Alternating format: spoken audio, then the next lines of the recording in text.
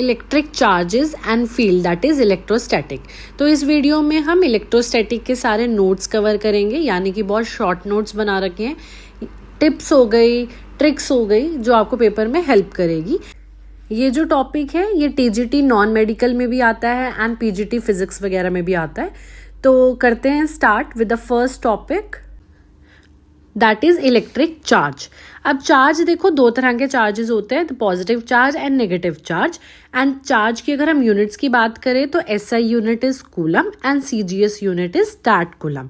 तो देखो यहाँ पे लिखा भी है 1 coulomb is equal to 3 × 10⁻⁹ stat coulomb.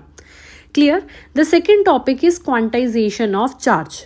Quantization का मतलब है, देखो अगर कोई भी मेरे पास बॉडी है तो उस पर मैं अगर बोलती हूँ कि इस बॉडी पे पॉजिटिव चार्ज है या नेगेटिव चार्ज है, तो वो चार्ज हमेशा डिस्क्रीट फॉर्म में प्रेजेंट होगा, कभी भी कॉन्टिन्यूस फॉर्म में नहीं होगा।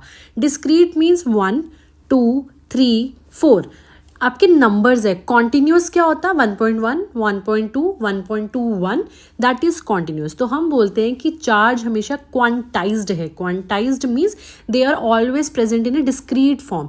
इसीलिए देखो फर्स्ट फॉर्मूला है that is Q is equals to NE। N यहाँ पे क्या है, इंटीजर।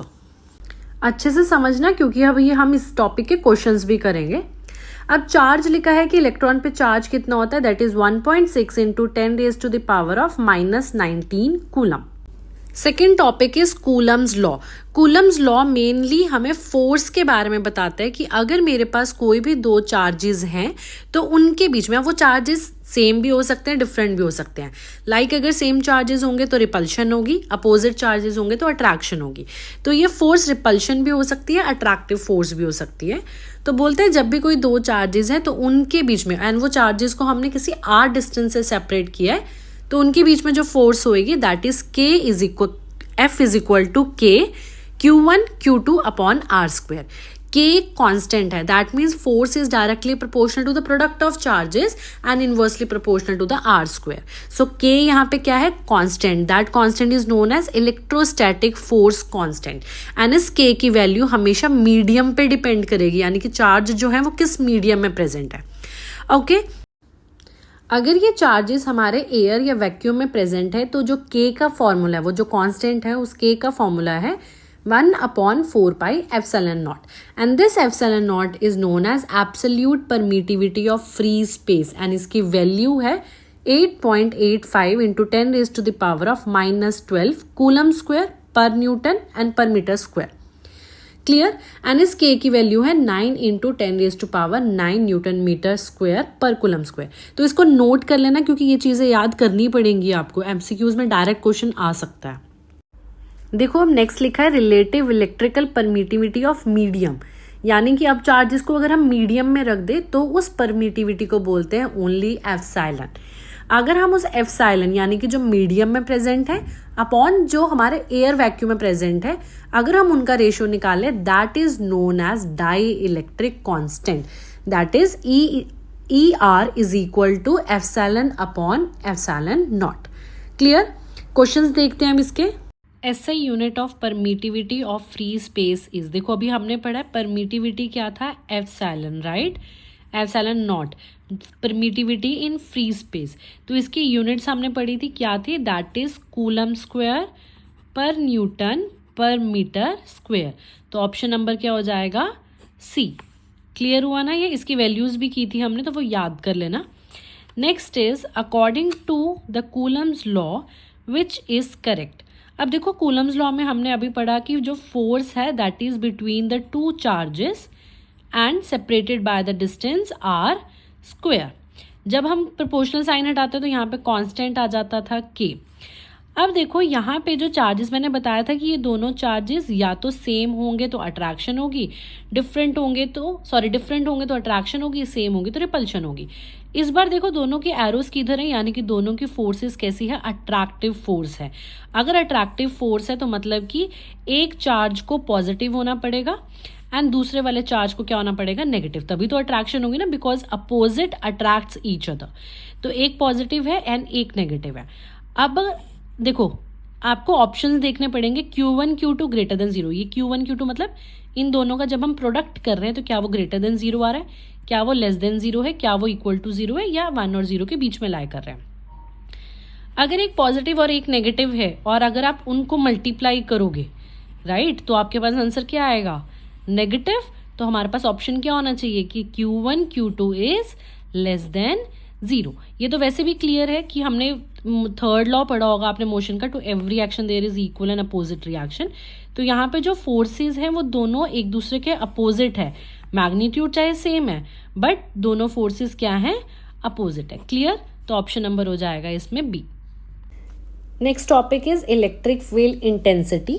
नाम से पता चल रहा है कि इलेक्ट्रिक फील्ड की कितनी इंटेंसिटी है। Intensity means strength.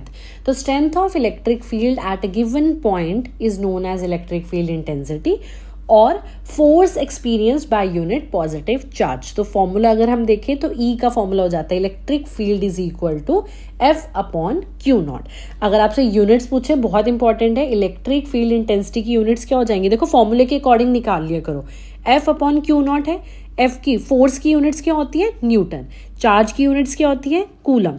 तो हमारे पास यूनिट्स क्या बन जाएंगी, न्यूटन पर coulomb.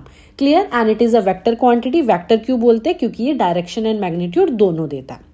Next topic, electric field lines. These are the lines that indicate the path of a test point. तो इलेक्ट्रिक फील्ड लाइन्स क्या है कि एक इलेक्ट्रिक चार्ज के सराउंडिंग में कहाँ तक मतलब उसकी प्रेजेंस फील हो रही है, that is electric field lines. अब इसमें इंपॉर्टेंट पॉइंट्स क्या है कि हमेशा जो इलेक्ट्रिक फील्ड लाइन है वो हमेशा पॉजिटिव से स्टार्ट होती है and it will move towards the negative.